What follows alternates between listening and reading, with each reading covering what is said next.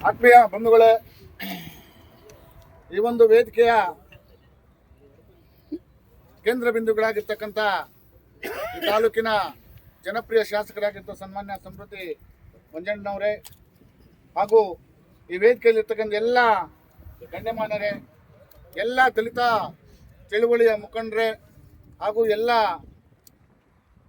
ನನ್ನ ಸ್ನೇಹಿತರೆ ಮತ್ತು ಈ ಒಂದು ದೇವರಾಯಸಂದ್ರ ಗ್ರಾಮ ಪಂಚಾಯತಿ ವ್ಯಾಪ್ತಿಯ ಗ್ರಾಮ ಪಂಚಾಯತಿ ಅಧ್ಯಕ್ಷರೇ ಮತ್ತು ಎಲ್ಲ ಸದಸ್ಯರುಗಳೇ ಹಾಗೂ ಈ ಒಂದು ದೇವರಾಯಸಂದ್ರ ಗ್ರಾಮ ಪಂಚಾಯತಿ ವ್ಯಾಪ್ತಿಯ ಎಲ್ಲ ದಲಿತ ಮುಖಂಡರೇ ಮತ್ತು ಸ್ನೇಹಿತರೆ ಮತ್ತು ಮಾಧ್ಯಮದ ಮಿತ್ರರೇ, ಈಗಾಗಲೇ ಏನು ವಿಚಾರ ಎಲ್ಲ ಕೂಡ ಹೇಳಿದ್ರೆ ಅದನ್ನ ಪ್ರಸ್ತಾಪ ಮಾಡಕ್ ಹೋಗೋದಿಲ್ಲ.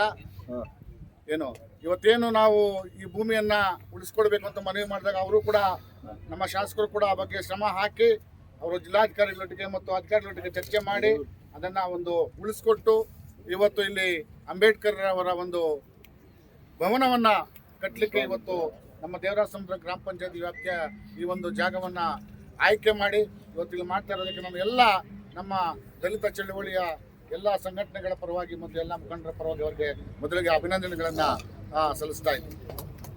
ಅದೇ ರೀತಿಯಾಗಿ ನಂದು ಒಂದು ಮನವಿ ಏನಂದರೆ, ಈಗಾಗಲೇ ಇಲ್ಲಿ ಜಾಗ ತಮಗೇನಂತ ಗೊತ್ತಿದೆ. ತಮ್ಮ ಅನುದಾನದಲ್ಲಿ ಆ ಮುಂದೆ ಇರ್ತಕ್ಕಂಥ ಒಂದು ಏನು ಆ ಹಳ್ಳ ಇದೆ ಅದಕ್ಕೆ ಕೆರೆ ಹೂಳು ಎತ್ತು ಒಂದು ಯಾವುದೋ ಒಂದು ಕಾರ್ಯಕ್ರಮ ಹಾಕಿ ಅದನ್ನು ಒಂದು ಇದು ಮಾಡಿಸಿ ಅದನ್ನು ಮತ್ತೆ ತಾವು ಯಾವುದಕ್ಕೆ ಉಪಯೋಗಿಸ್ಬೇಕು, ಏನು ಮಾಡಬೇಕು ಅಂತಕ್ಕಂಥದ್ದನ್ನ ತೀರ್ಮಾನ ತೆಗೆದುಕೊಳ್ಬೇಕು. ಒಟ್ಟು ಮಾದರಿಯಾದ ಒಂದು ಅಂಬೇಡ್ಕರ್ ಭವನವನ್ನು ಮಾಡಿಕೊಡ್ಬೇಕು.